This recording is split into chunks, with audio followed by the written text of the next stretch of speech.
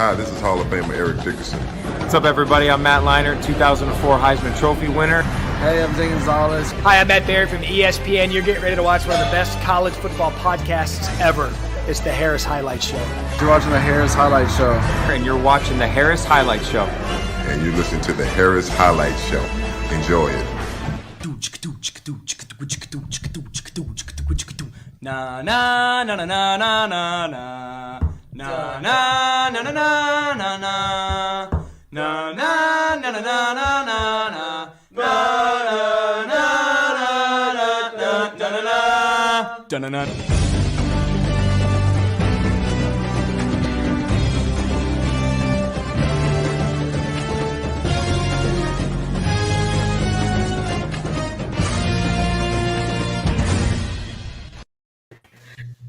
Coming to you live from the Chateau in beautiful Monrovia, California. This is the Harris Highlight Show. Joining us this week is our college football analyst, Josh Schaefer, our college football expert, Lyle Goldstein, our executive producer, Brady Klein. I'm your host for the evening, Blake Harris. Gentlemen, how we doing this fine Tuesday? It's part 2 of our mock draft episodes. Before we get to part 2 of our series, how's everyone's April and Tuesday night going so far? Oh, Blake, as you would know, it's a little bit cloudy and overcast in usually sunny Southern California, and it's a cool day. So went on a hike today and was climbing some trees and then had to take a shower and then forgot to do my hair before the show. So this is what we're dealing with today, guys. Man, it's cloudy in California. I mean, we've had not only 3 days of straight sun in a month where it usually rains nonstop here, but we're projected sun and like 70s for the next 9 days or something like that. So yeah. I'm taking it. Maybe we flipped weathers. It was sunny and 70 degrees here in Indy too. So it's a great day outside. Wow. It's great. Yeah, it was raining. One of these places, Josh, and it was raining and drizzling earlier, and then I think in 3 days it's supposed to be like 90 degrees. So typical LA for you, typical LA. All right, guys. So it's part 2, as we mentioned, for our NFL mock draft. For those of you that might have missed last week's show, essentially what we're going to do leading up to the NFL draft, every week we are doing 8 separate picks for the NFL draft, each doing our own mock, each doing different picks, trades, anything you want like that, making it a lot of fun. So, guys, before we get to tonight's portion, which is picks 9 through 16 of the NFL draft, I thought we should go back.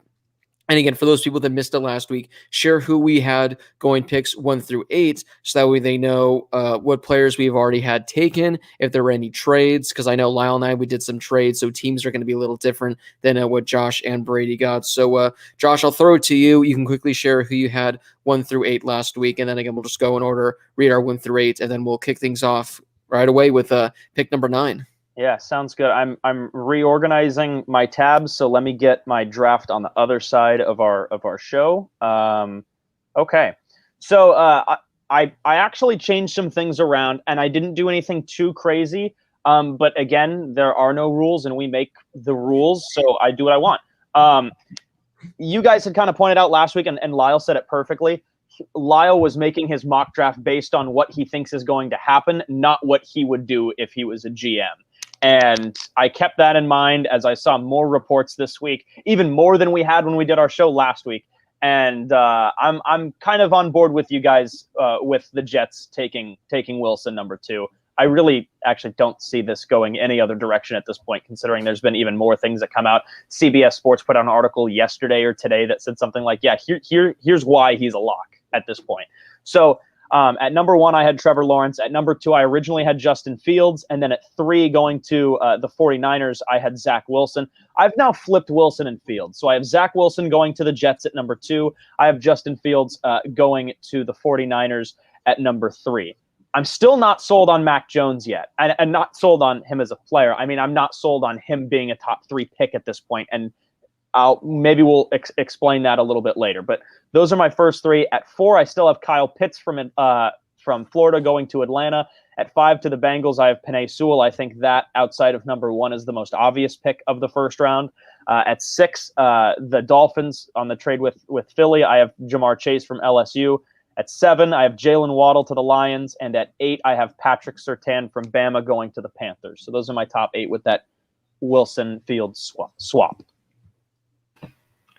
Yeah, I had some trades in my mock draft, and I have 5 quarterbacks going in the top 5, which come draft day isn't out of the question. So I have Trevor Lawrence going at 1 to the Jags, Zach Wilson going at 2 to the Jets, Mac Jones going at 3 to the Niners, Broncos trade up to 4 with Atlanta to get Fields, Lions trade up to 5, swap with Cincinnati to get Trey Lance. Jamar Chase goes at 6 to the Dolphins. At number 7, I had the Bengals taking Penei Sewell, and then Kyle Pitts at 8 to the Panthers. I, similarly to Josh, didn't do any trades with my trading draft picks. I know you changed one of yours, Josh, but I didn't do any trades.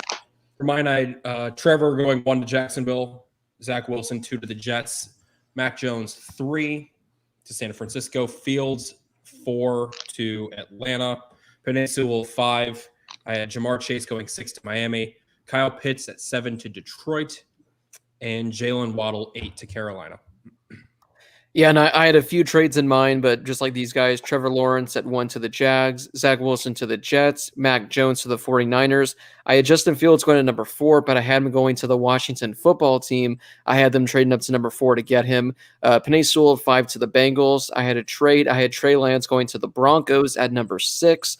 Jamar Chase going to the Lions at number 7. Kyle Pitts going to the Panthers at number 8. So there's my top 8. Guys, I'm not going to change anything, but something I did want to note, just a kind of a small bit of news before we officially start our mock draft, is that I think I saw it yesterday, I want to say, this report that only 2 teams are either attended or are going to attend Justin Fields' I guess next throwing session, or whatever it's going to be, because I think Ohio State already had their pro day. It's going to be the 49ers and the Patriots. Those are the only 2 teams that are attending Justin Fields' again, I don't know, throwing session, whatever it's going to be. So making that what pro day number 2, yeah, but I was okay, just a throwing session. Pro day number 2. So the only 2 teams that are going to be in attendance are are the Patriots and the 49ers. So again, make into that what you want. I think again, I would rather have Fields, but I think the Niners end up going with Mac Jones. Maybe this is them doing their homework. But if I had to go back and redo my mock, I would have the Patriots trading into the number 4 spot to get Justin Fields, because I do think Mac Jones ends up at number 3. But again, I'm not going to change anything, but that is the latest bit of news. Again, I thought it was kind of interesting that only those 2 teams are going to be there.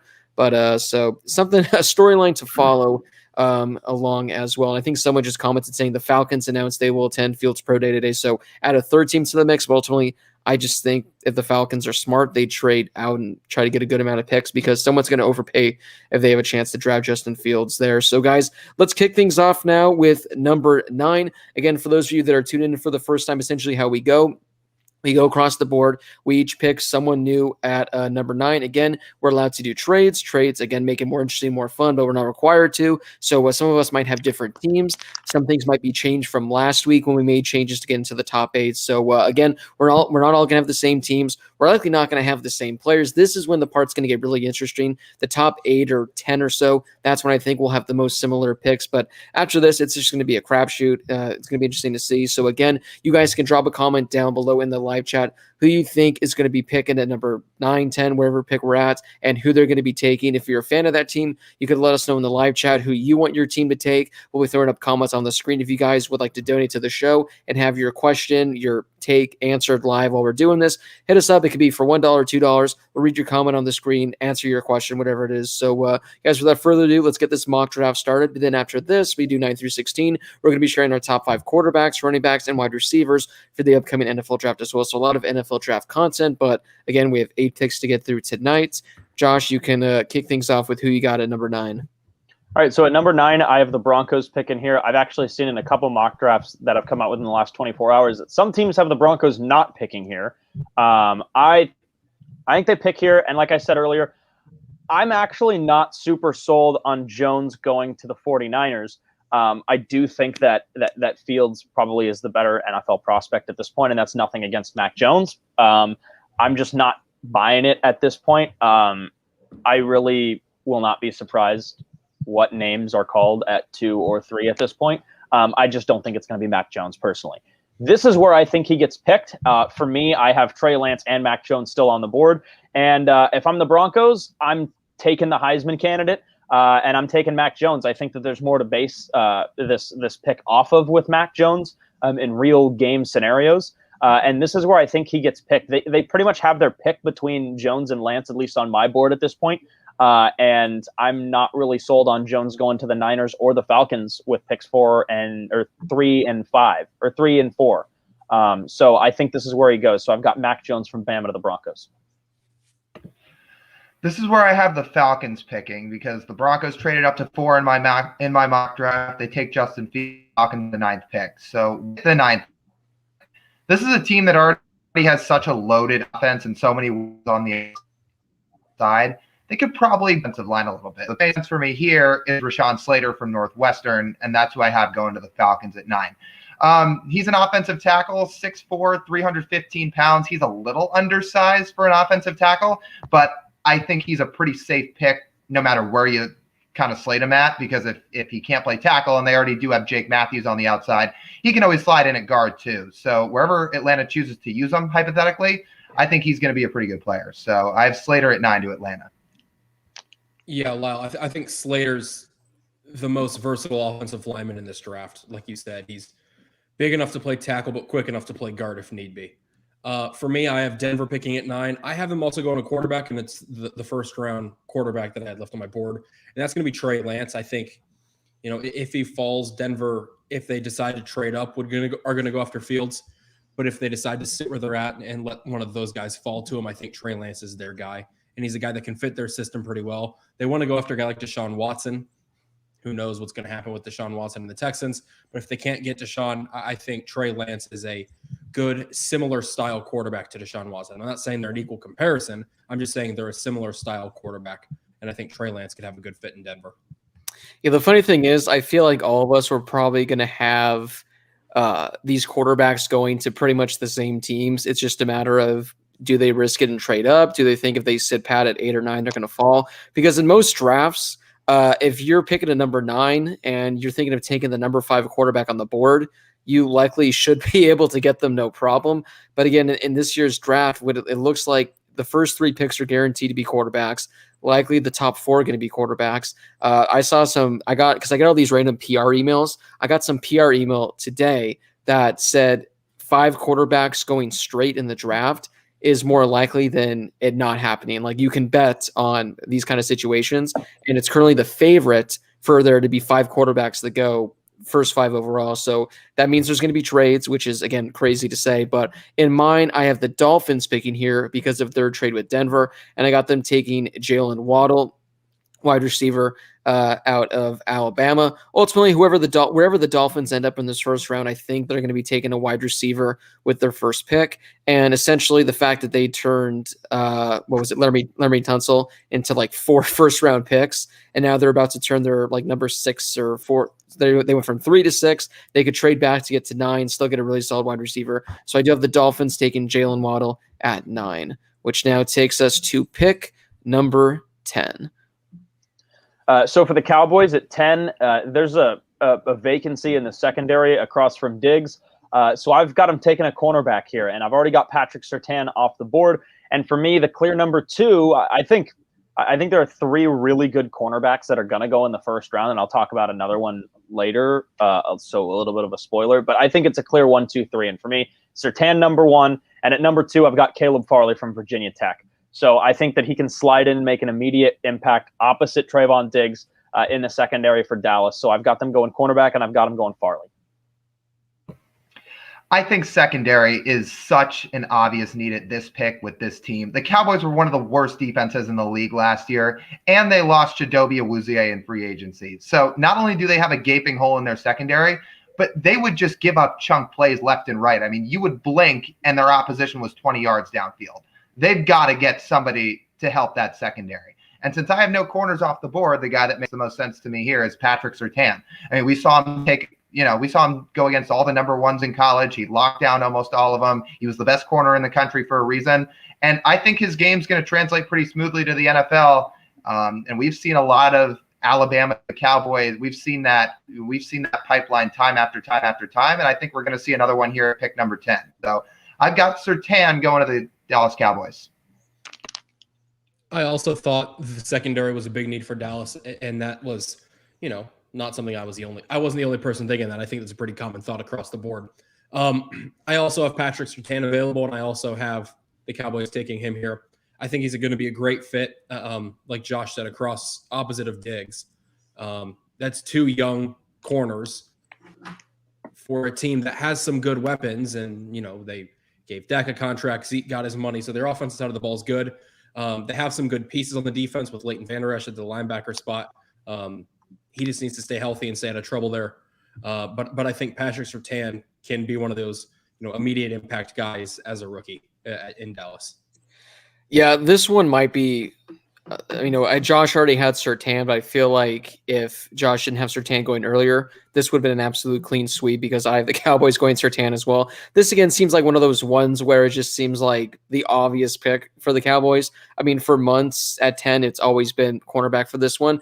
I did notice that there were some comments because I was going to bring this up when Josh mentioned his name, but it's the fact that Caleb Farley recently had his second surgery on his back. And I've been looking at some mock drafts recently, and Caleb Farley's been slipping. I mean, I've seen him slip to like the late 20s because a lot of teams, they're concerned 2 back surgeries before he's even played a snap in the NFL. He did miss all of last season with COVID. Granted, he did have some experience at Virginia Tech, but he really did have that one breakout season. So not a whole lot of fantastic film on him. So Caleb Farley, this was a guy where I know in weeks past I've debated saying, could he potentially be the first cornerback off the board? If he's the second, he'll probably be top 10. It's looking like now he's potentially slipping out. Again, if Surtain goes earlier than we expect and the Cowboys are sitting here at 10, do they take the chance on Farley, who I think if healthy still has a chance to be the best corner overall in this class? But I know people were commenting, asking about that, and I guess it just depends on how teams view it.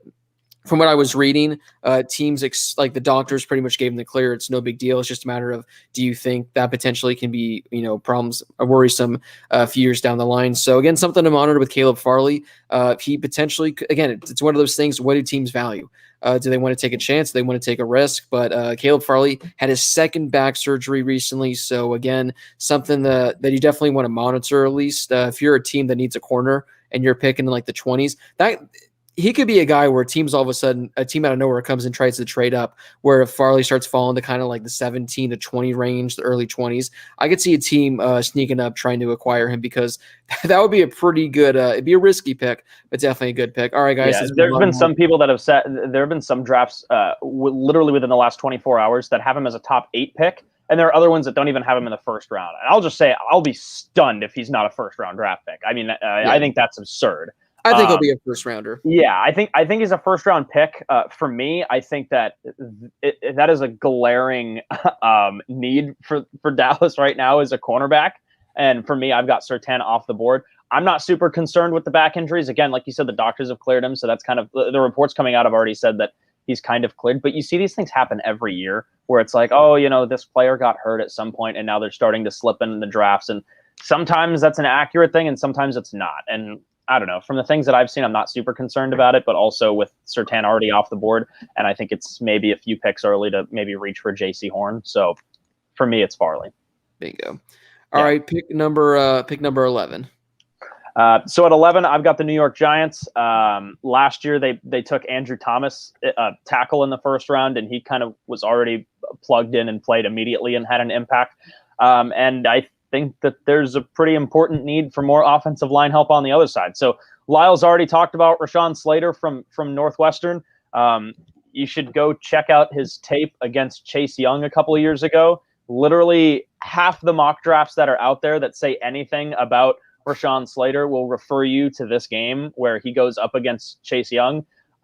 He was phenomenal for Northwestern. And I think that if you can add to Daniel Jones' pass protection, Rashawn Slater's also the type of guy that can lead the run block for Saquon Barkley. And when you've got a guy like Daniel Jones who hasn't had all the success in the world, but also hasn't had much help, and you've got Saquon Barkley who's had multiple injuries up to this point in his young career, get him some help.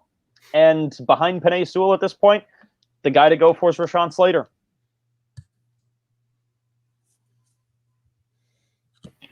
Yeah, I think the Giants can go one of two ways here. They can either go offensive line, which is a thought, or they could still go receiver. And for my money, I'm going to predict that they take a receiver here. And I know they have some okay receivers and some passable receivers, but I just think they're at a point, and the NFL's at a point where it's so offensive driven and so offensive heavy that if you want to be a contending team, you can't get by with okay offensive weapons. You need to have great offensive weapons, as you see most Super Bowl teams and championship contending teams have these days. So for that reason, I have the Giants taking Jalen Waddle here at 11. And here's a guy that's gotten some Tyreek Hill comparisons. It's just a matter of if he's healthy and if he's back on the field, which by September he should be. So fast, total burner, can also run a bunch of different routes as well. And you pair him with a guy like Kenny Golladay, who Kenny Golladay is a real number, and he's a body threat. You pair that with some speed like Waddle, and then you've still got complementary pieces like Evan Ingram and Darius Slayton and Sterling Shepard. That's a real offense. And then you get Saquon Barkley back too. I think if Daniel Jones wants to succeed and he has those weapons around him, if he doesn't succeed in year 3, I mean, his time is kind of done in New York, and this will be his last chance. But the Giants are going to build up, and they're going to build up a bunch of offensive skill players, and I think they take Waddle here to really build around Daniel Jones and give this team the best chance to be an explosive offense.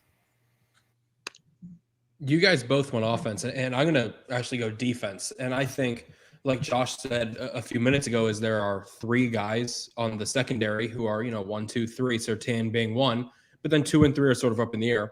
I'm going to go with a different number 2. I'm going to go J.C. Horn from South Carolina. I think he's a guy where, yes, the Giants could use more offensive help, but I think J.C. Horn is another guy who can be plug in and play essentially immediately within that Giants defense. And we saw what Daniel Jones could do with semi-limited weapons with Saquon Hurton. The addition of Golladay, I think, sort of fills the void of needing to draft a receiver this high. And so I think if you look at what they need additionally is a secondary player like J.C. Horn. So he's going to be a guy I think could fit well and could be an immediate impact player for the Giants. Wow, I just want to briefly mention, because you talked about if the Giants were to add Jalen Waddle, where I had to double check because I remember they signed him this offseason. They did sign John Ross this offseason as well. So imagine if they can just tap into the potential of John Ross, add Jalen Waddle, and both literally just tell him every play. Go deep, 9 routes. Just sprint straight ahead, and Daniel Jones will just unload it, and one of you guys will catch it. Well, that would be great for about 2 games until John Ross is out for the year in week 3. Yeah, until he pulls a hamstring or something like that. That would be lethal. I did have to make this somewhat exciting, guys. So I do have my first trade of the day. Well, I guess technically there was already another one because it was from last week, but a new trade this week. I have the Giants trading with the Chargers.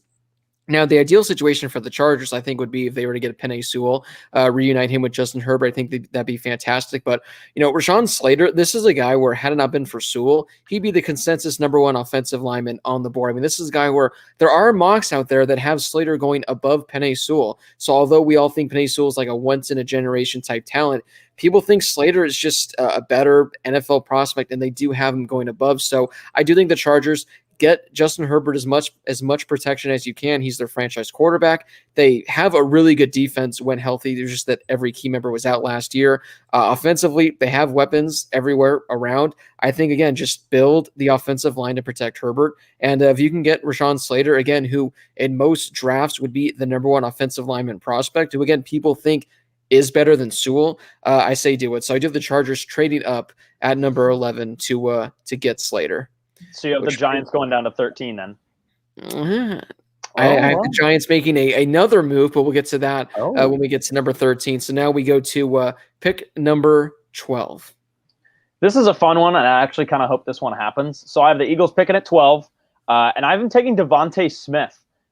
So fourth Alabama player taken in the top 12 picks for me, and fourth in the last 6 picks. So here I've got the Heisman winner. The Eagles could use a pass catcher, especially with Ertz, who has kind of, obviously he's a tight end, but he's also kind of served that like extra wide receiver role in the past, and he's kind of been a top target for, I mean, I guess Wentz, but whoever's kind of been the quarterback the past couple of years, and Foles was there too. But look, think about how lethal it could be to have Devontae Smith and Jalen Hurts running an offense, and we saw how dominating Devontae. Well, there's a dog barking. How dominant Devontae Smith was with Mac Jones, and now imagine. And again, no disrespect to Mac Jones, I think Mac Jones is a great player. Imagine an even more versatile quarterback like Jalen Hurts running an offense in the NFL, and then pair him with Devontae Smith. And I think they could use a receiver because, again, you don't know what's going to happen with the Hurts thing or the Ertz thing. He's been hurt. My chest Ertz. Great hurt. Two-time fantasy football champion, by the way, back to back. But not raining, so it's okay. But not raining. The last 2 years were a little tough. This year, they were the number 1 seed, and then choked in the first. Got blown out in the first round. Man, that was tough. I'm gonna go check on this dog. You guys can hold down the fort. Well, I'll double up with you because I have the Eagles taking Devontae Smith too. And yeah, there's your answer as you run off to take care of your dog. So I've got Smith at 12 to the Eagles as well. Josh talked about it. I mean, Devontae Smith was easily the best player in college football this past year. I mean, every single week he would just cook every defense he played. The question with him is, can his size hold up in the NFL? That's what we're about to find out. And that's why there's some receivers that are ranked ahead of him. Let me just say this, though. The Eagles' fall from grace has been ridiculous. And there's a lot of factors to it, Wentz's play being one of them. But this team needs to hit on drafting a receiver. This team's receiving core could currently be DK Metcalf and Justin Jefferson. Instead, it's JJ Arcega-Whiteside and Jalen Reagor. Like, you could have 2 top 10 receivers in the league. Instead, you cannot build a competent receiving core. So I think Devontae Smith can help solve some of these problems. And I think he's going to slide in as the number 1 receiver if they take him. But, man, they need to hit on a receiver. Because you talk about some misses. They've had some misses in the past. Hey, don't forget about former Houston quarterback Greg Ward Jr. Leading the way on that offense. Yeah. As a receiver. Josh, you just missed me talking about how the Eagles receiving core could be Justin Jefferson and DK Metcalf, but instead it's JJ Arcega-Whiteside and Jalen Reagor because they can't draft a receiver. Arcega-Whiteside was a great college fantasy football player. It's also apparently Arcega-Whiteside. It's not Arcega. It's Arcega. No, yeah. You're right. You're right. Is it Spanish? Right. No, it's just weird pronunciation. Interesting.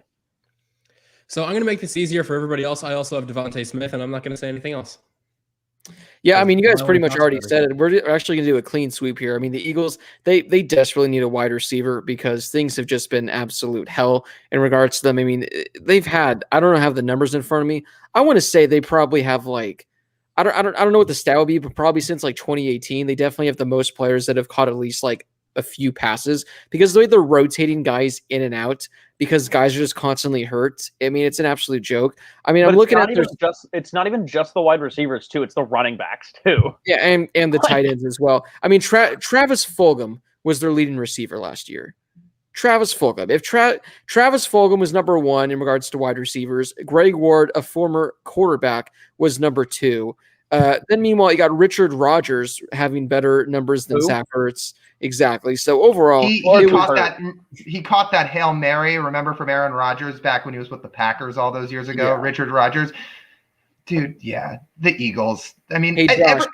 yeah. Go ahead. no, Lyle, you can go. I was just gonna say, like, everybody mocked Jefferson to the Eagles last year. That was the slam dunk pick, That's what I had. Yeah, Didn't you guys and have that too? and they pick another Yeah.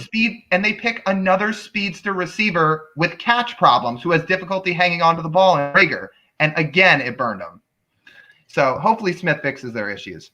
Josh, the Eagles wide receiving core is so bad. I looked it up, and Deontay Burnett, who I didn't even know was still in the league, had 3 catches for them last year. So they are desperate in regards to wide receiver help. I mean, Jason I thought he was still in the Kroon- league. I just thought he was still with the Jets. I mean, looking at some of these guys on here, I mean, Quez Watkins, John Hightower, Alshon Jeffrey was still out there, Adrian Killens Jr., Jason Kroom. Hightower's the receiver from Boise State, right? Yeah. So they He's good, though, just- in college.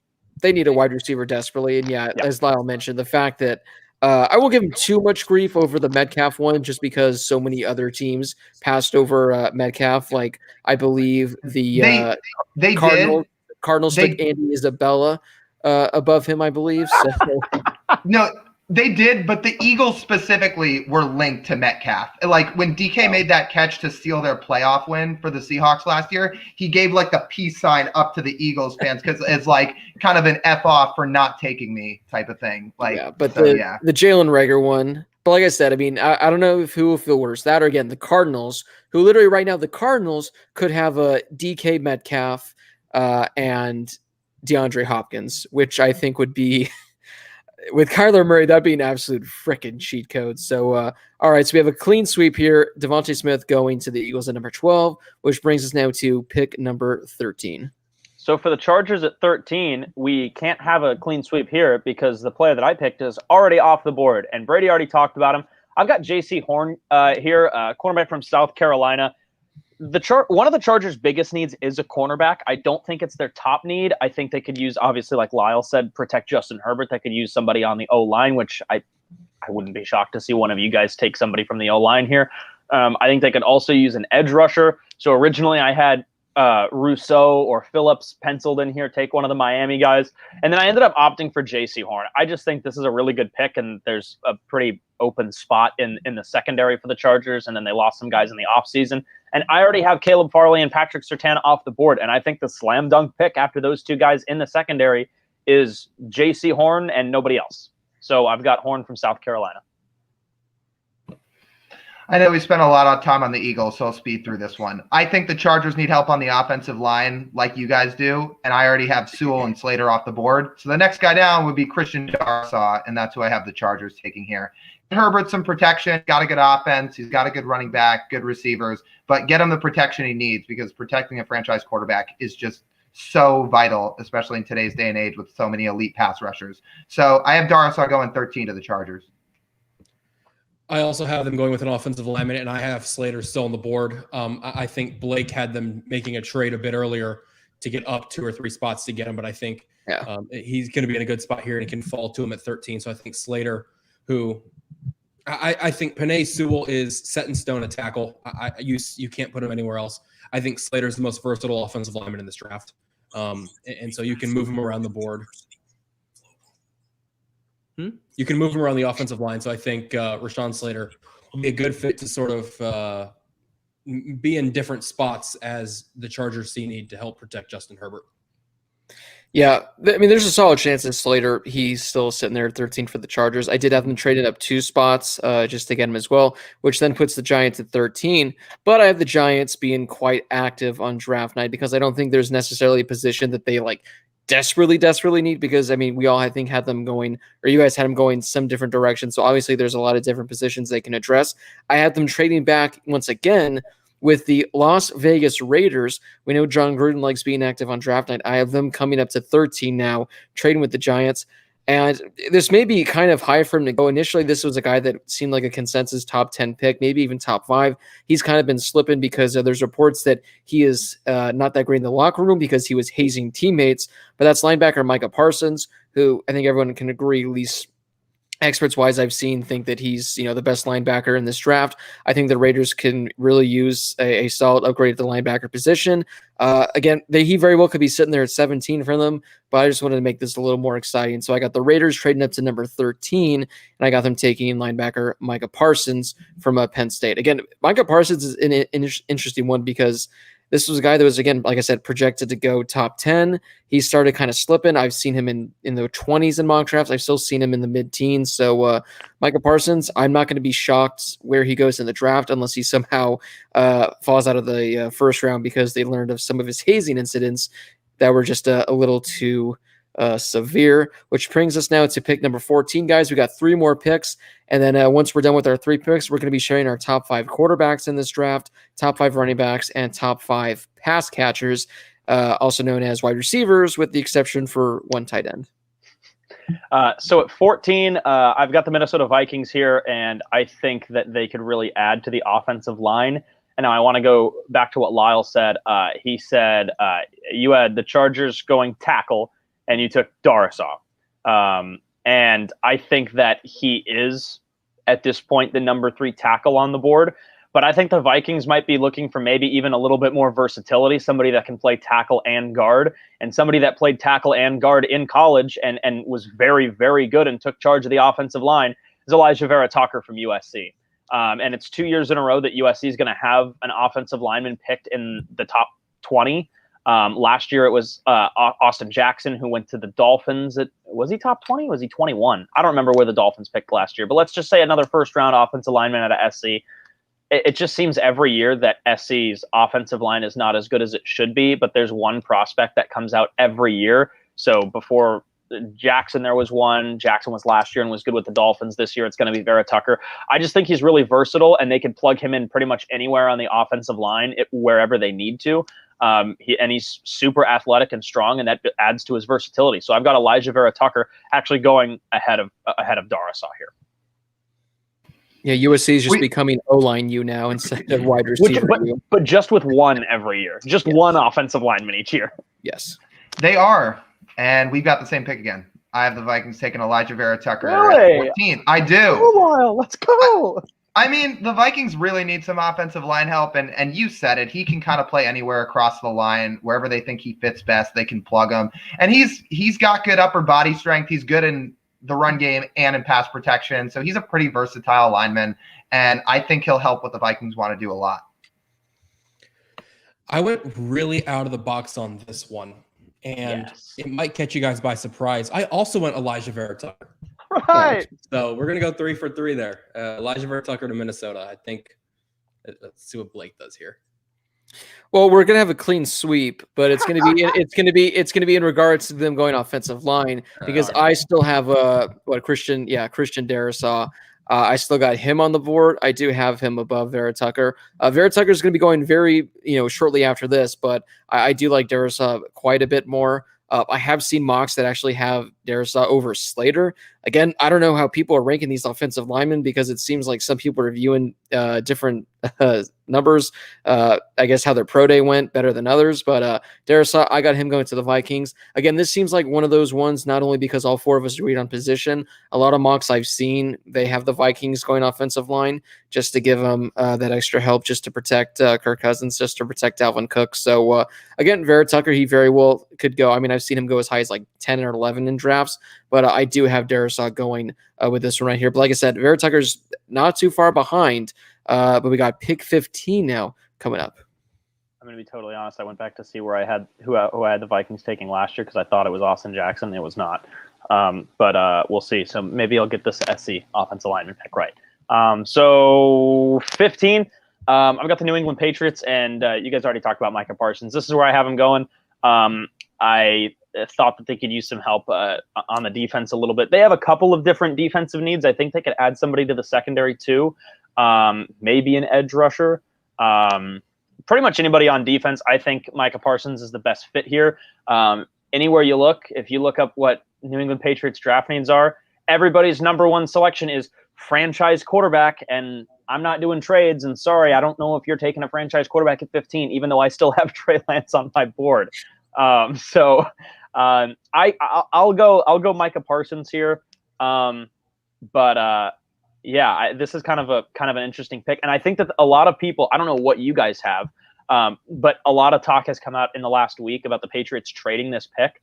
So I went through a bunch of mock drafts the last couple of days just to see who other people had picking at 15, and like 75% of the mock drafts I looked at like 8 or 9 of them, and most of them had Micah Parsons going at 15, regardless of who was picking here. So not confidently, but Micah Parsons.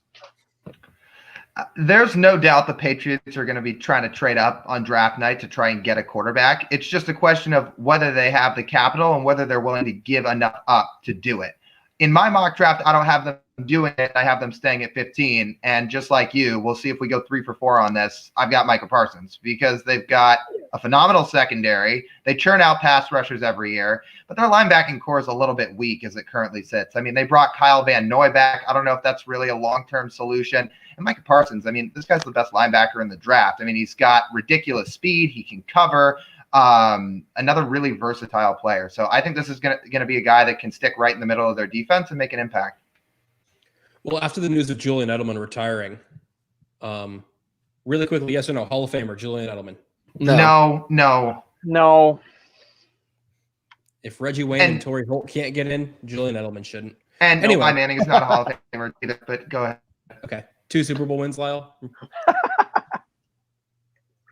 Bad stat, but whatever. When I saw the Edelman retirement, he didn't play a whole lot last year. He was injured. Cam Newton was in and out of the lineup, but I think with Newton back, if he gets healthy, he can be good. They would need another offensive weapon, but I think 15 is a little too high to get one of those second-tier receivers like a guy like Rondale Moore or Elijah Moore or Rashad Bateman. So I also have them going Micah Parsons. I think he's a great pairing with Kyle Van Noy. Like Lyle said, it's not a very long-term solution with Kyle Van Noy. I know he's an older guy in the NFL. I don't know exactly how old Kyle Van Noy is, but he's been around for a while. Was on the Patriots for a while, went over to the Dolphins, and is back in New England. But I think a Parsons-Van Noy combo could be underratedly really good as a linebacking duo, especially because how good we've seen Kyle Van Noy be in years past, how athletic Micah Parsons is now and can grow to be. Skill-wise, I think they're a good pairing. So I got Micah Parsons 3 for 3 going to New England. Yeah, this one it's really tough one. I talked about it before we started how I'm not going to do any movement from what I've already done. But the Patriots, I think they move up. I think they're trying to get a quarterback to back up Cam, just because Cam's not the long-term answer. They got him for 1 more year. This is the perfect situation to groom a quarterback underneath Bill Belichick.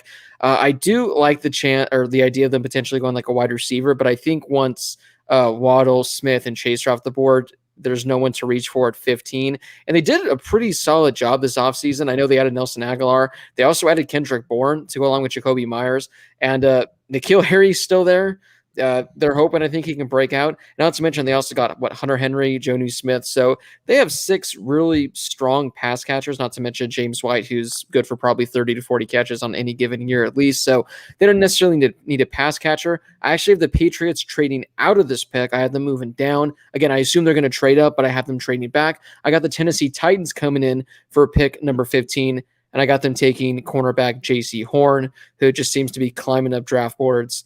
A lot of people have him as the number 2, maybe even number 1 ranked cornerback with Caleb Farley slipping. So I got the Tennessee Titans going with J.C. Horn with that one. So before we get to our final pick, guys, our man Connor comes in happy to see Darius going in the first round. This is actually nuts. This is something I didn't know. Rivals had him as a 2-star recruit, and his only other Power 5 offer was from Rutgers. 24/7 had him as the 748th recruit. Dude exploded last year. That's still always remarkable. Again, I think the whole star system is flawed because we see it every year. Just how guys are just barely ranked and they just come in and explode. But again, the fact that this was a 2-star recruit As Connor said, no offers aside from Virginia Tech and Rutgers in regards to Power 5. And now the dude is likely going to be a top 20, maybe even a top 15 pick. So Christian Darrisaw, shout out to him. He'll be making some nice moolah for this upcoming season. Again, thanks to Connor for the super chat donation. If you guys want to, again, have anything you'd like to add, comments you have for us, questions you have for us, you guys can hit us up in the super chat, donate. You'll have a nice little shiny comment that'll pop up on the screen, help support the show on a week-to-week basis. And again, your questions guaranteed to be answered because we have a lot of comments going in the live chat. So again, Connor, thank you, my man, for the super chat, guys. We have one pick to go before we get to our top fives. The final one for the night, pick number 16. So at 16, I hate this division, Lyle. Not necessarily because this pick, but just because that's become, we have to say it at this point. I do hate this division. I hate this division. So the Cardinals are picking at 16. This is one that I don't think we're going to go 4 for 4 on, actually. I think the Cardinals could really benefit from taking somebody to replenish their secondary, and they've done fairly well. They've done fairly well in free agency the last 2 years, but again, with all the hype surrounding the Cardinals, Cliff Kingsbury's their head coach, and look, I'll believe it when I see it. I think they go defense here. I think they go edge rusher here.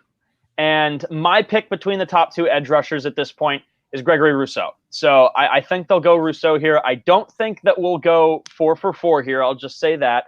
We won't. Okay. All right. So now I won't feel bad about talking about a player, and then we all go 4 for 4, and everyone's just like, yeah. But yeah, so I've got Gregory Rousseau. I think that they've obviously added a lot of help on the defense. I think J.J. Watt, if he stays healthy, and you kind of have to add the if he stays healthy at this point. But I think that that's a pretty good combo, and you've got a couple other people. Like Chandler Jones. Well. Yeah. So I mean, like this is a really good pass rush. If you take a guy like Gregory Rousseau, maybe Jalen Phillips here from Miami. So yeah, and then with obviously all the 3 cornerbacks gone off my board at this point, I say go edge, stick with the defense. And for the Cardinals, I'm going Gregory Rousseau. I think the obvious need here is somebody needs to replace Patrick Peterson. Not that Pat Pete was phenomenal in his final year, but they still need a new corner and some fresh meat in that secondary. And I've still got corners on my board. This is where I think Caleb Farley goes. I have him at 16 to the Cardinals. We know he's really fast. His 40 time was off the charts. He can hang with any of the fastest receivers in the league. And he's good in both man and zone coverage, I read. I read that he can play in a lot of different systems. So I think the Cardinals really need to kind of boost that secondary. And Farley, despite the back surgeries, I don't think he slips that far. I think 16 is right about his range. So I have the Cardinals taking him right here. You know, when I first did this, I had Farley slotted in there originally, but decided to make a last-minute change. I have Darrisaw going at 16 to the Cardinals. We've seen everything they can do, and all the players they brought in. They got James Conner today for the running back, obviously DeAndre Hopkins, J.J. Watt, Chandler Jones, guys of that nature who are great players. The secondary losing P-Pat was obviously a big thing for them because, yeah, like Lyle said, he may not have been elite, but he was still a defensive leader. He was a guy who was always around the ball and always making plays. But I think the offensive line is one of those things where you have a great mobile quarterback. You don't want him to get beat up by relying on the run. You want him to have time to throw to the great receivers you have. You got a good new running back. You're going to need a good offensive lineman. So I've got Christian Darrisaw going at 16 to the Cardinals. Yeah, this one was tough for me because it's just a matter of I do think they go corner here, just depending on how the draft's going. I'm risking it that Caleb Farley continues to fall. He very well could, he could, again, go in the top 12, top 14 or something. They could very well pick him here, but I'm just betting on he keeps falling because teams are going to be a little hesitant in regards to just that second back surgery. So I do have the Cardinals going with Greg Newsome, cornerback from Northwestern. So we're going to have 2 players from Northwestern going in the top 16. Just trailing Alabama by only a few in regards to most players taken so far at this point. But yeah, I got them going Newsome again. I wouldn't be shocked if they go Caleb Farley. I personally would go Caleb Farley, but I'm just doing this again based off what I think is going to happen. And I unfortunately think that we could see Caleb Farley falling a lot, further than he should, because again, this is the thing, especially in the first round, teams, they could be worried. They could be concerned that Again, back surgery is not a good thing to hear about, let alone two. So I do have Newsome going, which he has been at least climbing the mock drafts, at least once I've been reading. A lot of people have him going, kind of like early mid-20s, maybe even in the teens. So I got the Cardinals going with him here. I did consider having the Cardinals maybe reach early on like a running back, but then they decided let's bring in James Conner to add to the depth, which James Conner's pretty much nothing at this point. So maybe the Cardinals do go running back, but I got him going with Newsome there, which does wrap up, guys. And you know what? Not the best defensive back on that Northwestern team either. So yeah. So who knows? But there's our picks 9 through 16, guys. We're not going to go through 1 through 8, but really quickly, just read back who you guys got 9 through 16 and the team you have them going to, in case people tuned in a little late and they missed some of our picks. Okay, so again, like I'm not doing any trades. I'm just going with the straight order. So at 9, I've got Mac Jones falling to the Broncos. I've got Caleb Farley going to Dallas at 10. Rashawn Slater to the Giants at 11. Devontae Smith gets paired with Jalen Hurts and the Eagles at 12. J.C. Horn to the Chargers at 13. Elijah Vera Tucker to the Vikings at 14. Micah Parsons to the Patriots at 15. And then Gregory Rousseau to the Cardinals at 16. And let me just say, I cannot get – we've done, mock drafts 3 years in a row. I don't think I've got a single Cardinals pick right in 3 years. So we'll see about that one. Well, you didn't have him taking Kyler Murray? No, maybe I did have that one. Okay, I think I had that one. But didn't you they did. have 2 first-round picks that year? I thought they had I two can't first-round remember. think so. But I don't know. Yeah, I don't think they did, but I don't know. Anyway, 9 through 16, I had the Falcons trading back from 4. So at 9, I had them taking Slater. 10, I have the Cowboys taking Patrick Surtain. Jalen Waddle at 11 to the Giants. Devontae Smith at 12 to the Eagles. Christian Darrisaw at 13 to the Chargers. At 14, I have the Vikings taking Elijah Vera Tucker. Micah Parsons at 15 to the Patriots. And at number 16, Caleb Farley to the Cardinals. I didn't do any trades. At 9, I had Denver taking Trey Lance. I had Dallas taking Patrick Surtain. The Giants taking J.C. Horn. Philly at 12 taking Devontae Smith. 13 to the Chargers, Rashawn Slater. Minnesota taking Elijah Vera Tucker. New England, Micah Parsons. And 16, the Cardinals taking Christian Darrisaw. And mine, I did have trades. I got Jalen Waddle going to the Dolphins at 9. Patrick Surtain going to the Cowboys at 10. The Chargers at number 11 taking Rashawn Slater. Eagles taking Devontae Smith at 12. Raiders taking Micah Parsons at 13. The Vikings going with Christian Darrisaw at 14. The Titans trading up to get J.C. Horn at 15. And the Cardinals going with Greg Newsome at pick 16. And Lyle, as you can see through this comment up here from our good friend of the show, Sean Salehi, saying that considering that Lyle's favorite Seahawks pick of all time is Rashad Penny, he's guaranteed to take a running back. I don't know what he means by he's guaranteed to take a running back. I think he's referencing Pete in the second round taking a running back. Not exactly sure. So Sean can add some context to this, unless you understand what he's saying and I just don't. Yeah, I don't know. Not in the first round. They don't have that. God, I mean, they took Penny. They took Penny over Nick Chubb because they thought he was more durable. They thought Nick Chubb wasn't durable. And along with that, they traded back from 18 to not take Jair Alexander, who by every definition is currently the best corner in football. So clap it up. Well, to be fair, the one I guess I'll give him is the fact that Nick Chubb wasn't he coming off like a massive torn ACL? He was, but then he hasn't had any problems. I think going into the combine that year, he worked out and everything. So True. All right, guys, time now to get to our top 5 rankings. So you guys, as you're following along, drop your top 5 in the comments as well. Guys, no need to really, spend too much time on this. We've already talked about a lot of these quarterbacks in general. But if we have some certain rankings, like, hey, if one of you has Kellen Mond at 3, then by all means, explain why I got Kellen Mond at 3. I have a strong feeling we're going to have a lot of the same top 5s in regards to these. So again, maybe 10, 15 minutes we'll spend going over these 3, and then we'll wrap things up with the 10 or 15-minute Q&A. But again, guys, we'll start with our top 5 quarterbacks. No need to go in order, going like we each have 5, 4, 3, whatever. You guys can just say, this is who I got, 5, 4, 3, 2, 1. Again, if there's any explanation you want to have in regards to that, by all means, say that. Again, if you guys are watching right now in the live chat, hit us up. Let us know who your top 5 quarterbacks are. We'll throw some people's on the screen. Like short round already getting in on the fun. He's got Lawrence at 1, Fields at 2, Wilson at 3, Lance at 4, and Jones at 5. So again, let us know who you have in your top 5, and we'll share your guys' comments on the screen. So whoever wants to kick things off with their top 5 quarterbacks in this NFL draft, by all means, take away. All right, so I'll get it started. I think the first one's pretty obvious. I've got Trevor Lawrence at 1. So again, we've kind of mixed around with where we think guys are going to fall. I've got Justin Fields at 2, and I was totally sold by the playoffs this past year as my number 2 quarterback off the board. Zach Wilson at 3. I think he's got the best arm and combination of strength and accuracy, but maybe not the best quarterback available in the draft.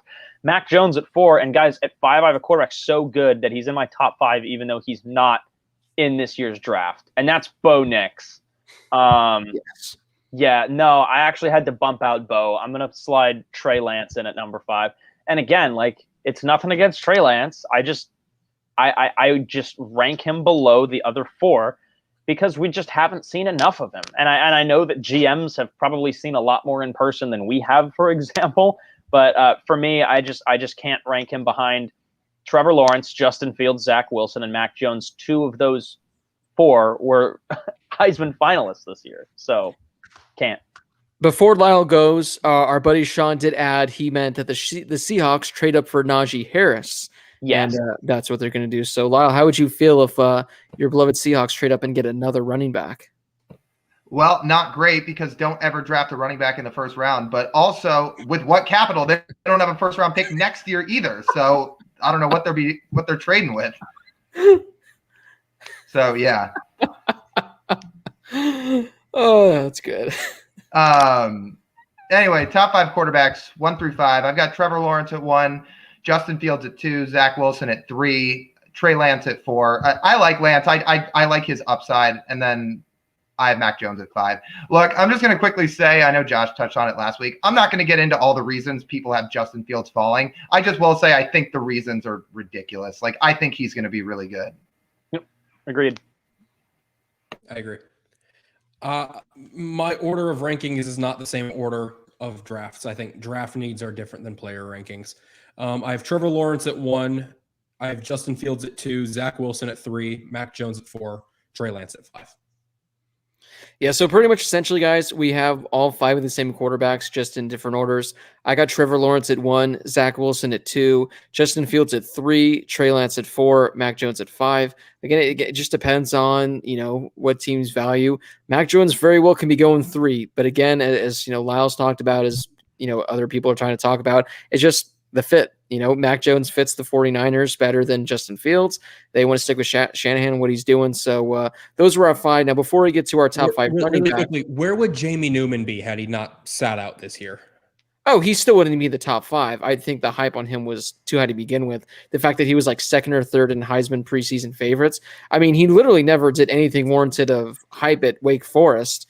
And He's toolsy though. Like he was big, he had a big arm, and he could run. I don't know if he'd be in the top 5 over any of these guys, just because guys like Lance and Fields have so much upside, and then Mac Jones just proved it and won all year. But I do think he might be projected to go a little bit higher than he currently is if he had actually played.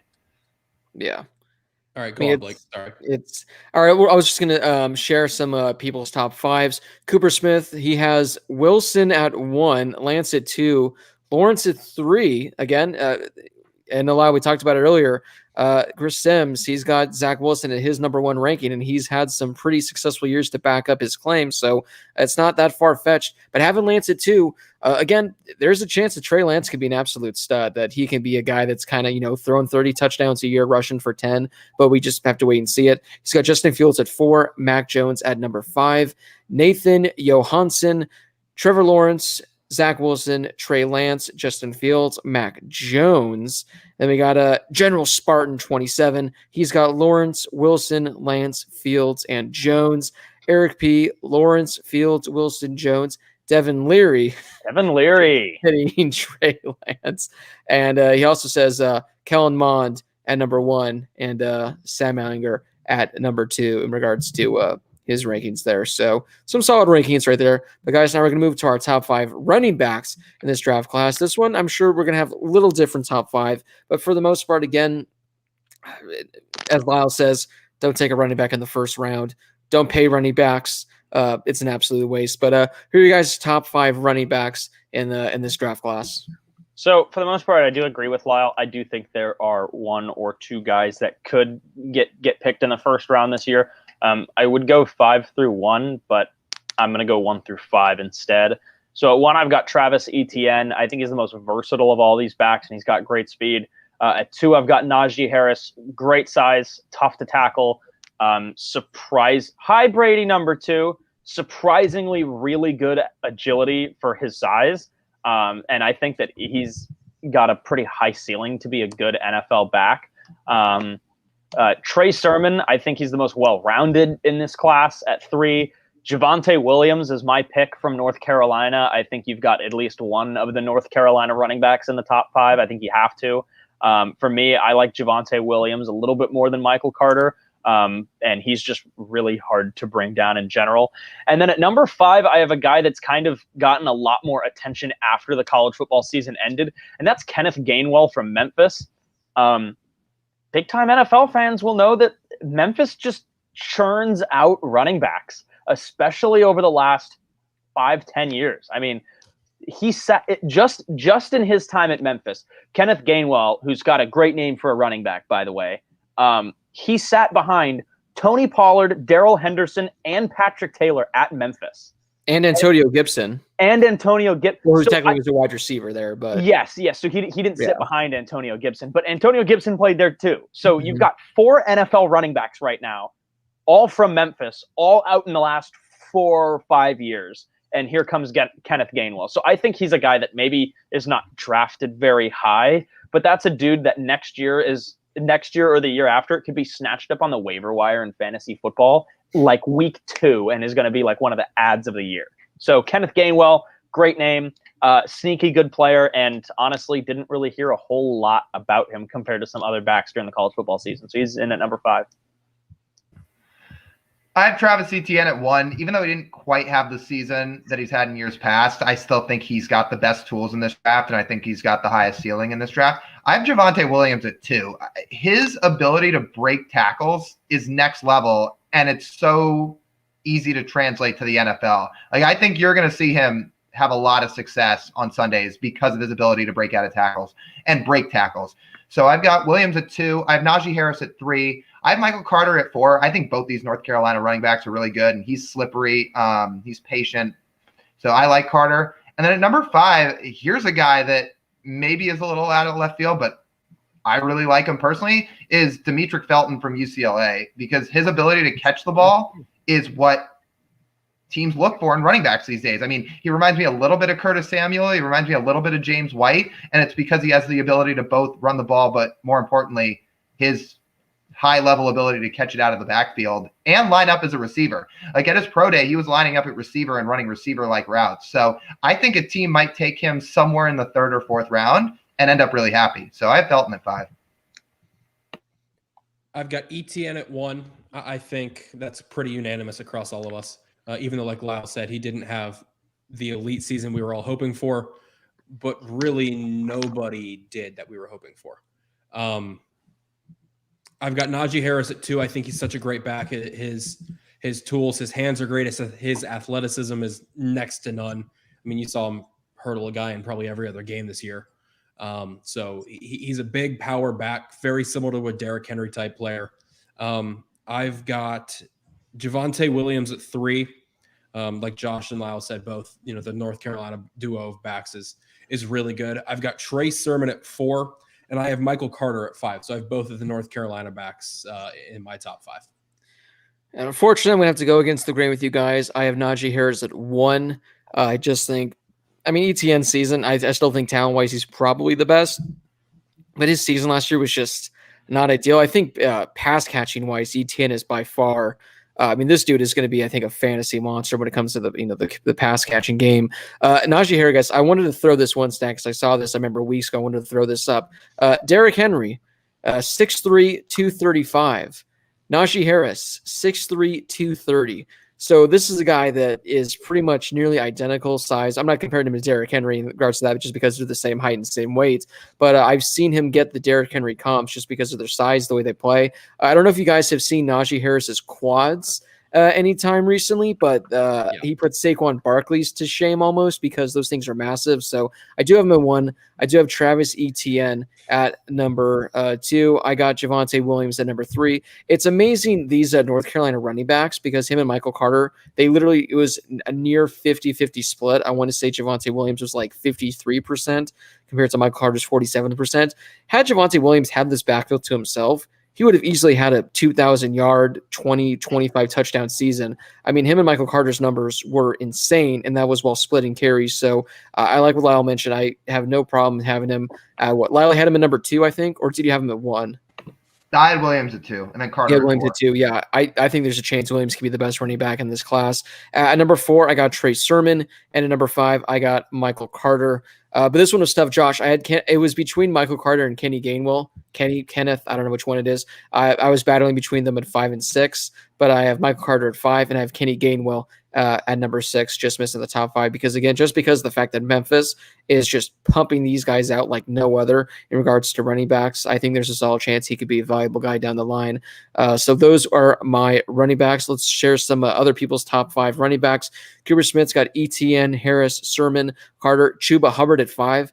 Guys, Chuba Hubbard, we didn't have him in our top 5 at all. And I actually considered it because I do think that he's got the versatility to be a pretty good NFL running back, but he just really fell apart this last year. I mean, Oklahoma State as a whole fell apart because again, we thought that Tylan Wallace and Chuba Hubbard and then who was their quarterback this year? Sanders. We thought they could be really good this year, and there were a couple times where that trio looked like it could be the best like quarterback, wide receiver, running back trio in the country. And then there were other games where they just scored like 4 points of offense, 2 safeties. Right. They can have 2 safeties and nothing else. It's like, oh my God. Right. And short round looking at he's got Harris, Etienne, Williams, Carter, and then friend of the show, Jared Patterson, who opted to go into the NFL. I'm interested to see where he falls in the draft because he's undersized. I think he's 5'9", maybe barely 200 pounds, something like that. But we saw it didn't matter because he had a historic season in only 5 games. So if you can put up those kind of numbers at the FBS level, I don't care what team you're playing for, what your size is, that's quite impressive. All right, guys, time to move on to our final top 5 of the night. It's the top 5 wide receivers, but we're also calling this the top 5 pass catchers because it's top 5 wide receivers, but we're most guaranteed almost to throw a tight end in there. But to make things easier, just top 5 wide receivers. Top 5 wide receivers with 1 tight end. So at number 1, I've got your top 5 or 2 tight ends. Or what's his name? Pat Fryermuth guy. Pat Fryermuth. What's his name? Was it Curtis Hodges? Big game Tommy.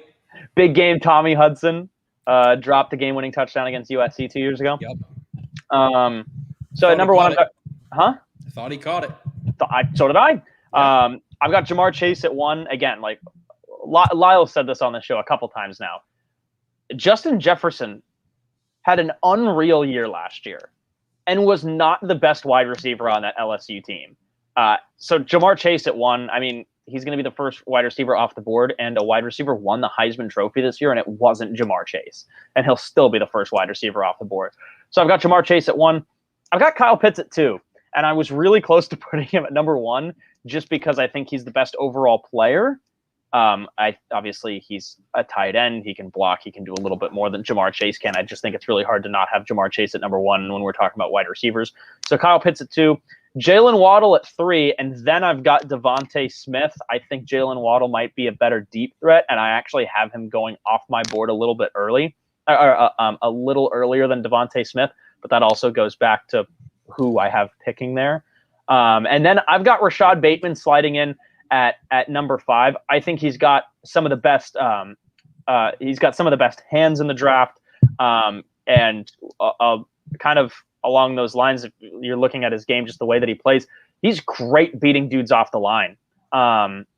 He's got great release off the line of scrimmage, and he's a tough guy to out jump downfield too. So I've got Rashad Bateman sliding in at number 5. Our 1 through 5 are the exact same. I have Chase, Pitts, Waddle, Smith, Bateman in that order. So I'll just quickly say before we move on, I think Chase and Pitts are close. I do think it's Chase at 1, and the only reason I give him the slight edge is because we've seen him prove that he can win outside matchups, where Pitts has more done it in the red zone. He hasn't done it as much outside of the red zone on the outside, but Florida also used them more in the middle of the field than they would on the outside. So for now, I have Chase at 1, and we'll see how that plays out. But I think both those guys are going to be high-level players. So my 1 through 5, yeah, Chase, Pitts, Waddle, Smith, Bateman. The reason we didn't see it is because they also had Kadarius Toney too, so they utilized a guy like him more towards the middle of the field. I've got the same top 4. I've got Chase, Pitts, Waddle, and Smith. I'm putting Rondale Moore at number 5. I think what we saw his sample from a few years ago was one of the most dynamic offensive players in the entire country. We saw him line up at wide receiver. We saw him line up at running back. We saw him, play inside and outside receiver, both slot and the X and the Y. So I think he's one of those guys where he jumped out of the gym or the field house, whatever you want to call it. He had a crazy vertical. His 40 was insane. The same, yes, it was unofficial, but the same 40 as Tyreek Hill at a 4.29. So I think the one thing that is going to be hindering for him will be his height, but his durability has shown he's able to handle it. We all saw the game against Ohio State a few years back. His ability to break tackles, get downfield, and make big plays when he needs to is one of the most underrated things about his game. So my 5 goes Chase, Pitts, Waddle, Smith, and then Rondale Moore. I think we're going to look back at this 2019 LSU team and the fact that they had Jamar Chase, Justin Jefferson, Terrace Marshall, and think you look back at some of these teams like with Ole Miss when they had DK Metcalf. I'm definitely blanking on AJ Brown. AJ Brown and some others. It was just an absolutely stacked team. You're thinking, how do they not do more? And it's gonna be like LSU, and you think, man, this team had Jamar Chase, Terrace Marshall, Justin Jefferson, but it's like, oh wait, they were essentially one of the greatest teams of all time. So no need there. But yeah, unreal. I got Jamar Chase at 1 again, just for the fact that this guy literally was I'm not going to say by far better, but this guy pretty much made people forget about Justin Jefferson, who won Rookie of the Year last year in the NFL. So this is a guy, as Lyle mentioned, it doesn't matter where on the field, whereas Pitts kind of like red zone, the guy's a guaranteed touchdown, but everywhere else, not so much. But so I got Jamar Chase at 1, Kyle Pitts at 2. I did Devontae Smith at 3, Jalen Waddle at 4, and I do have Rashad Bateman at 5. So for the most part, kind of same with Josh, same with Lyle, just kind of switched a bit. A little different than Brady, but then I did kind of want to just throw out the rest. I do have Rondale Moore at 6. I got Terrace Marshall. I had Bateman at 6, so it was flip-flop. So I got Rondale Moore at 6, Terrace Marshall at 7. I have Elijah Moore at 8, and I have Kadarius Toney at 9. Again, just because I wanted to throw some names out there. But again, this is one of those drafts where just like in years past, like last year, there are so many great names where if you're picking in the beginning, kind of middle of the second round, you're going to be getting a stud. I mean, you're going to be getting a guy like Elijah Moore, Terrace Marshall, Rondale Moore might fall out of the first round. These are guys that eventually could become wide receiver 1s and have to worry about spending a first round pick on them. So those I like a lot, especially in the second round. And that's early second round. Like this receiver class is loaded. Like you didn't even mention Amon-Ra St. Brown, Sage Surratt, De'Ami Brown, like Daz Newsome. There are really good receivers later. Yeah. Yes. There are really good receivers that are going to be deep in this draft. So it's a good class. Yeah, I have a lot of I have pretty high expectations for Amon-Ra, obviously, but De'Ami Brown too. And those are two dudes, like Lyle said, are probably going to be late second round. And those are two guys that I think could have really good NFL careers. So, right. Guys, and that North Carolina offense was loaded last year too. Yeah. Looking at a guy like Amon-Ra, since it is so front loaded for the wide receiver class, he could be even a third round pick, and he's still going to be considered a great steal in the third round. Right. He's a first round talent that's going to be taken in the third round. And it's other names like Jalen Darden, out of North Texas. That's a guy. He can be like a Tyreek Hill 2.0. He might go 4th, 5th round, something like that. So again, we have the top 3 of Jamar Chase, Devontae Smith, and Jalen Waddle. And then after that, there's like the next tier. But once we get to that next tier, I mean, we could see a wide receiver, slot like 3, 4, 5 within like a 7, 8 pick range because there are just so many talented guys.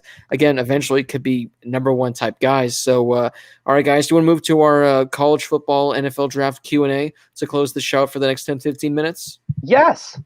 All right. So as always, we like when you guys answer or ask us questions over on Twitter at the _. So go over to Twitter right now, talk about some of those questions, and then get over to your questions over here. So again, if you have any NFL draft questions, they could be questions in regards to teams, players, trades, anything like that. Hit us up in the live chat. We'll read as many as we possibly can. Again, the next 10, 15 minutes before we wrap this show up. Guys, let's start up with this one. This is a fun one. This comes from Jaden Daniels for Heisman. What combine drill would you excel and fail at? Now, I know in years past we wanted to have our own combine that we filmed, and unfortunately we just never got around to doing it. So what drill would you succeed at, and what drill would you fail at? Oh, man. That's a good question. It's a great question. I'll just kick things off right now because this is easy for me. I would excel at the 40 because I have low-key speed. I know you guys don't think so, but put me in that outfit and put me in those, amazing cleats that they get to wear nowadays that essentially it's like walking, like barefoot because those cleats don't weigh anything. I think I'd do a good 40. Now, would I get a 4.4, 4.5? Likely not. But I would definitely compete with the offensive linemen, what they put up in regards to their 40s. And in regards to when I fail at the most, it's easy. The bench press. I'm not what I was back when I was in high school and I was taking weight training every day. And I was telling MJ I'd have 45s on each end. And I do that, 10, 15 reps with ease because, again, I was working out for an hour every day, 5 days a week. And, diet starts tomorrow. The bench press wouldn't go so great. Now, if we were doing 25s on each end, we'd be okay. We wouldn't be as bad. But if we're doing 45s, like they do 45s on each end, right? Is that what they do? Two 45s. Oh, two 45s. They do 225 total. Okay, then we ain't getting one, boys. You're getting down. You're not getting up. We ain't getting one. You could do one half rep. No, I get the bar down, and then we're having the whole squad there. You got to get the bar off the rack first, Blake, though. You get a half. Yeah, I'm getting decapitated on that, so those are mine. I think mine's pretty obvious. Just look at me. I'm what the kids call massive. So I think the bench would be easily my best. My worst, I'm looking at the list. I just don't see one. So I think I'd be a top prospect, and I would get the highest grades and everything. No, let's go to short rounds comment. Josh would crush the 3-cone drill. I don't know why. I can't tell you why. I agree though. I just think I would be good at that. And yeah, we're talking 225 on the bench, so maybe not that. Again, like if it was 200, I think I'd be all right. Even if it was 224, I think I'd be good. Figure out a way to get 224 on there, I think I'd be all right. But 225 on the bench is a little too much. Short Round says Lyle would be elite in the vertical broad jump. Honestly, I was going to say the vertical would probably be my weakness. Like I can't jump that high. So I think that would be what I'd probably test the worst in if I had to guess. Yeah, I would say the 40 probably too. I'd be interested to see what my 40 time was. So I'll say the 40 would be my my strength. I ran 40s before. They weren't great at all. They were also hand timed. Like 1, 2, 3, like that, or with a stopwatch. This is like a 3-point whatever there. Yeah, no, like with a stopwatch. Okay. I feel like the 3-cone drill and the 40 would be my weakest. It's a great question. I think, as Short Round said, the bench. Give me some training time, I could probably get back into the bench. And then the offensive line gauntlet drill. I feel like I could do some decent stuff with that, and the shadow mirror blocking drill. I also have decent hands, so I can maybe go through some of the receiver, the quick turn and catch drill. So I might be able to do that. I think I could probably do that one too. I could also do probably great like the interviews. I'm good at talking to people. Now, yeah, my question, guys, out of the four of us, who's posting the highest score on the Wonderlic test? See, it's those don't matter. It's outdated. Yeah, it doesn't matter. It's a dumb Very test. random. You know who posts? You know who got the best score? Or sorry, you know who got the second best score in it last year because Justin Herbert got the best score? Jake Fromm. I think Tua was toward the bottom. So. Yeah. It's a great question. Maybe Brady. I don't know. I like it. All right, we got time for one more on Twitter before we go to our YouTube questions. Almost always football blog / wants over for MVP. Who is the most overrated prospect? Trevor Lawrence.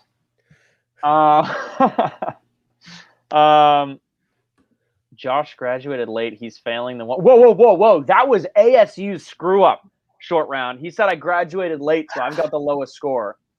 Hey, I'm proud of my alma mater, but that was their screw up. Not my fault that I had to take a 1-credit finance course online. What was the question? Most overrated. Overrated. I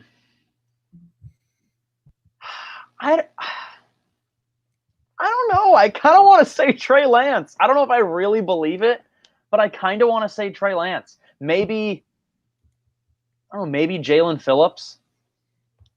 I really don't know. That's a tough one.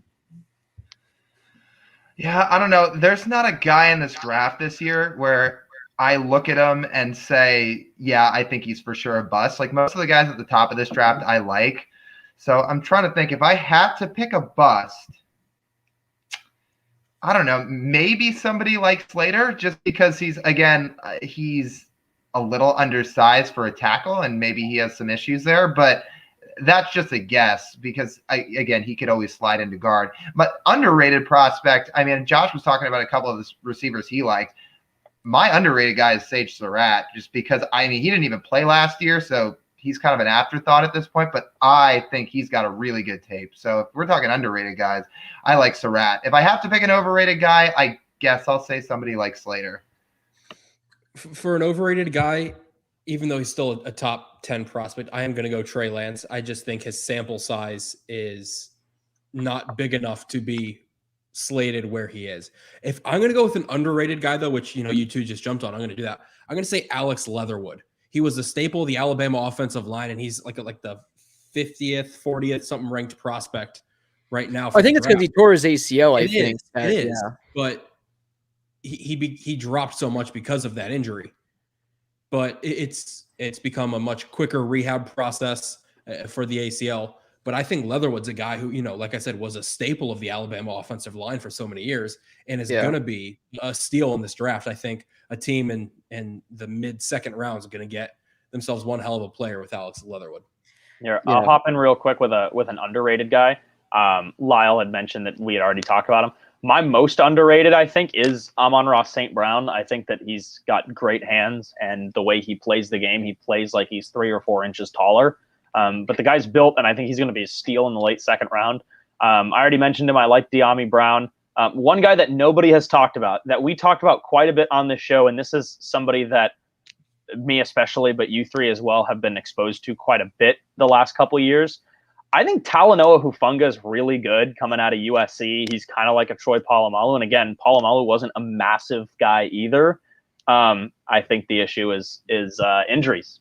He's been injured too many times, and Blake said the same thing about Farley. Well, Hufanga's been injured more times, and I think if he had gone through his career without an injury, I think he legitimately would be considered to be a first-round pick. But and nobody's talking about him. I think he could get picked in the 4th round, maybe. And if he gets picked after that, I think it's a steal. Yeah, I mean, it very well could be. I mean, we've seen what happens with these USC players when they get undrafted. He could go undrafted. Except for Zach Banner. We don't talk about Zach Banner anymore, but hey. Drafted by the Colts. Big dude. This one, it's really tough to say overrated just because I have him ranked as my number 2 quarterback. But I do have Zach Wilson, where just because, again, I do think talent-wise he's second best. But, we only saw it really for 1 year at BYU. And now I've defended him saying, still, regardless of who he's playing, he put up elite numbers. He looked fantastic. But we did only really see it for 1 year. His best game of the season was when they played Coastal Carolina, I guess, best opponent, and he didn't look fantastic. So, especially considering he's most likely going number 2 overall, it's a big task. It's a lot to ask of him to be, a franchise quarterback. I don't know necessarily he can. I definitely think he could, but I think again, overrated, underrated, you could put him in either one, but I'm going to put him at the overrated just for that reason right there. Again, if you guys have any NFL draft questions for us, you guys can ask us in the live chat. We have a few minutes to get through some, so whatever NFL draft questions you got, hit us up in the live chat. You guys can also donate to the super chat like our man Connor did. Now, this is actually a really good question. He says, I think that this draft has one of the most agreed upon top 6 players ever. It seems that everyone agrees that Lawrence, Wilson, Fields, Pitts, Sewell, and Chase are all going to go in the top 7 to 8. There aren't many mock drafts saying anything else. Thoughts? Now, this is, assuming that nothing really major comes up in the next couple weeks. All these players seem like surefire guarantees to go in that top 8. You could even throw Mac Jones in this list. He doesn't have Mac Jones here. So I think that, all these guys, again, for the most part, assuming that there are no freak injuries in the next couple weeks, there are no teams that trade up that kind of like bum some of these guys out. And I don't remember an NFL draft in years past where the top 8 picks all pretty much, we know who they're going to be. We just don't know the order or what teams are going to be.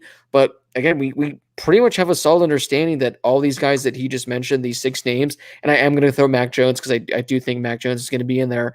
And I guess maybe even Trey Lance as well. We kind of know who the top 8, top 9 are going to be guaranteed at this point. Yeah, I agree. I have seen some things saying that Fields is a guy that could fall out of the top 8. Again, we're not going to get into it, but I like Lyle said, I don't buy it. I think that he's a phenomenal player. He's a big time talent. He's my number 2 quarterback. But like Lyle said, some people have him slipping and they think there's some off field stuff. Who cares? I don't buy that. I have seen some things with him falling out of the top 8, which would be a little bit crazy, but I think that I think it could happen. And again, Blake, you throw in Jones. I think you could take Jones and swap him with one of those quarterbacks, most likely Fields, I think, at this point, considering Lawrence and Wilson are pretty much locks at 1 and 2. So I don't know. I think if there's one guy that falls out of that top 8, or if there's 2, I think it's Pitts or Fields, and it just depends on who's picking. Like, again, if Atlanta decides to go quarterback, I don't think they go quarterback. I think they trade out of that pick like some of you guys had, or some of you guys at least said that they probably would. I think Atlanta trades out. If they don't, I think they take Pitts. But if they have somebody trade in and you have a couple trades and those quarterbacks could literally go 1 through 5, or at least the 5 quarterbacks are gone through the first 6 picks, then maybe Pitts falls out of the top 10. I've seen that a couple times too, which is absurd. But I don't know. Yeah, I mean, I agree. I think all these guys are going to be in the top 8, most likely. Honestly, going back to the last question, now that Blake mentioned Mac Jones in the top 8, if I had to pick somebody that was overrated, my answer would honestly probably be Jones, just because he doesn't move in the pocket well. So him over Slater. But in terms of Connor's question and this question on the screen, yeah, I think it's pretty safe to say that all of these guys will be in the top 8. And if you had to pick one that would slide out, it would probably be Fields. But if Fields slides out, it's going to be at 9 or maybe 10, because the Broncos sit at 9 unless they trade the pick, or the Patriots are going to be calling people to try to move up because they want a quarterback. So, yeah, I think the reasons Fields is potentially slipping are really, really dumb.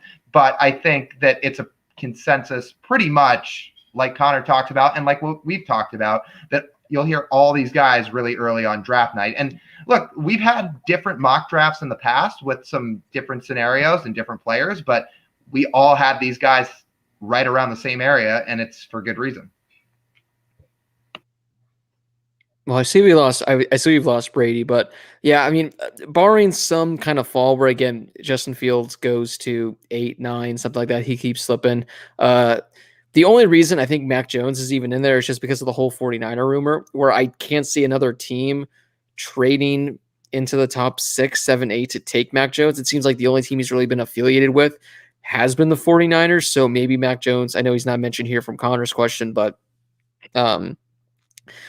that maybe. So it'll be interesting to see, again, with Kyle Pitts as well. He's deserving of being a top 5, top 6 player. But again, assuming the draft goes the way we think it goes, maybe there's 5 quarterbacks to start the draft. Then you got Penei Sewell. Then you got Jamar Chase, maybe another wide receiver. So maybe there's a chance that Kyle Pitts kind of falls to number 9, 10. Brady, we lost you, but I'll let you say whatever it is you had to say in regards to the question, because I went before you did. I'll just jump in very quickly. I heard all you guys answer. I just had to step off screen for a second, but I really do think it is the top 6, 7 guys in this draft could be the most, I don't want to say agreed upon or uniform, but I'll say agreed upon players we've seen in a long time. Last year we saw guys like, well, where's, a guy like Isaiah Simmons going to go? Is he going to go like 3rd overall? Is he going to go 30th? And he went in that middle with the pack. But I think those top 5, 6, 7 guys are the most agreed upon guys we've seen in the draft, and at least mock drafts in the last 5 to 10 years. There you go. Well, guys, we got time for one more. We'll end with short round. He doesn't necessarily have one of his crazy questions that he always does, but he does have this. Screw it. I hope Fields goes to the Patriots and the dynasty comes back and tears up the league for 18 years just to stick it to the haters. I'm not going to be shocked if Justin Fields ends up a Patriot on draft night one way or the other, because it's going to – they had their 1 year. They had their one blip year, but there's going to be something that happens, and something's going to go their way. And Justin Fields to the Patriots, whether they trade at 4 to get him, whether they trade up to another pick, but I agree with short round here. Let me just say, as a fan of not the New England Patriots, I probably would not love that, but I did watch a lot of the Patriots growing up because Tom Brady's one of my favorite players. So I would like to say that this would be hilarious, because one of the big things was Tom Brady's not that good. He won all those rings because of Belichick, and he's just a system quarterback, and then he leaves and wins a Super Bowl. And then so there's already half the arguments gone. And then the other half is like, oh, it was just Belichick and Brady like linking up together. And then Fields comes in and then dominates the NFL, even beyond Belichick as head coach. So I think that would kind of just dismiss everything of that argument. And I think that would be hilarious. I don't really want to see that dynasty keep going for another 20 years, but I do want to see Justin Fields succeed. Everybody who watches this show knows that I've been a Justin Fields fan for a while, and I hope he has a great NFL career, because I think he can be. Yeah. I mean, this isn't a question. This is just I know. Yeah, I mean, yeah, actually, I do. No, I don't want to see that. I mean, get some of this with the Patriots. I think more and more lately, I've appreciated what Tom Brady has done, more so because he's been enjoyable on social media. He's put himself out there. He's made fun of himself. He's loosened up a bit, and he's lightened up a bit. His legs have too, trying to walk.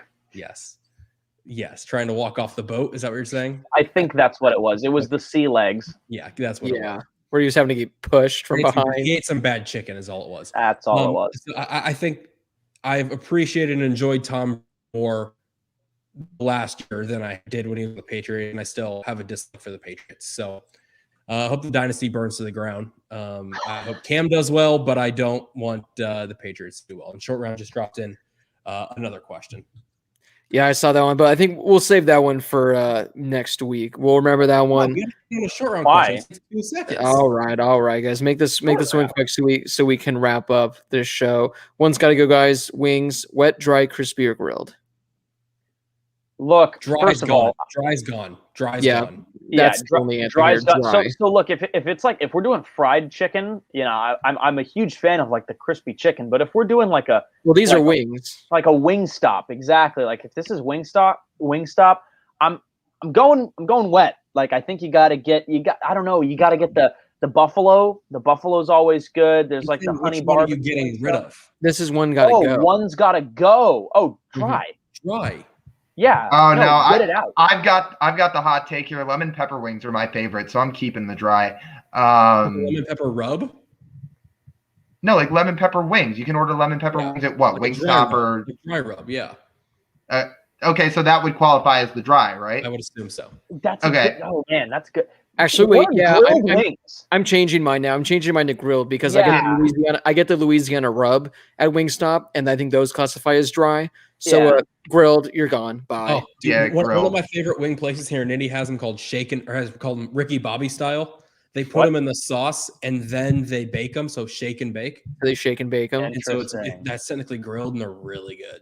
Grilled wings. I feel like is that common?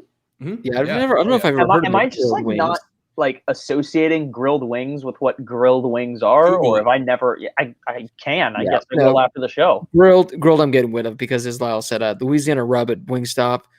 Those are delicious, and now I'm thinking about College Bar and Grill. That's what I was thinking. Monday night unlimited wings. Oh, those were the garlic parm. Oh, so good. Camparelli's favorite student working there, taking our order. You can't go wrong with that. So that does wrap up this edition of the Harris Highlight Show. Make sure to follow the show on Twitter at the HH Show _. You guys can find us there on Instagram at Harris Highlight Show. Again, next week, we're going to be doing 8 more NFL mock draft picks. And we're also going to be doing, I want to say, top 5 offensive lineman prospects, maybe top 5 defensive lineman prospects, and then maybe top 5 linebackers as well. We got top 5s coming. Have to decide what we're going to do there. So again, more NFL draft content coming. So if you want to see that, that's going to be next Tuesday night. Again, 8 p.m. Eastern, right here live on YouTube, guys. Any parting words before we head out for the week? Not particularly. I was corrected on my Ricky Bobby style wings. They're fried and then baked. They're not grilled. I am hungry, thanks to Me that too. question. Blake was right. We should have skipped it. Yeah, we definitely. But then again, we're all hungry by the end of every show, except for Brady sometimes, who eats before. Dude, it's So- 9:30 here where I am. I have Hey, to eat hey. before. Hey, yeah, the all Brady right. Clean All diet right. sometimes works mysterious It wonders. is in The effect. Brady- It is in full effect. Also, The I'm Brady telling Clean- you could have just not told us that you moved back to Indiana, and we never would have known, given your backdrop. Yeah, to be honest, We I never would've literally- made the It connection. looks the same except the big picture of Leonardo DiCaprio. That's it. I And still then, wouldn't and know. then you've got a new painting hanging in the bathroom too, apparently. Yes, I do. I can take you to my bathroom if you'd like. Hey, You we know, also I'll have pass. we also have a thing of Leo in our bathroom as well. Mine's But, cooler. Is it though? I've It actually is. seen It's Blake's him bathroom. holding the $100 bill from Wolf of Wall Street. Yeah, ours is. I think ours is. Boy, I'm say in there. yours, I'm in there but every it's day, and I yours. can't even remember what it is. It's him and Wolf of Wall Street. I remember that with the some quote, but I can't remember what it is. Anyway, make sure to follow the show on Twitter at the HH Show _. Lots of NFL draft stuff coming at you guys next week. Thank you to everyone that tuned in. Again, we appreciate you guys. You guys can become supporters on Patreon. We might be doing something, guys, where people become Patreon supporters. I know in a couple of weeks when we're doing a live show during the NFL draft, maybe if you become a Patreon supporter, maybe we'll get you on the show live when your team's making a draft pick, get your immediate thoughts. Maybe that's something that's going to be coming in the future. Again, we'll have to wait and see. Become a Patreon supporter, and you guys can find out. For Josh Schaefer, Lyle Goldstein, Brady Klein, this has been Blake Harris from the Chateau in beautiful Monrovia, California. Thank you guys so much for watching. And again, we'll see you right back here Tuesday night next week, 8 p.m. Eastern, for more NFL mock draft content.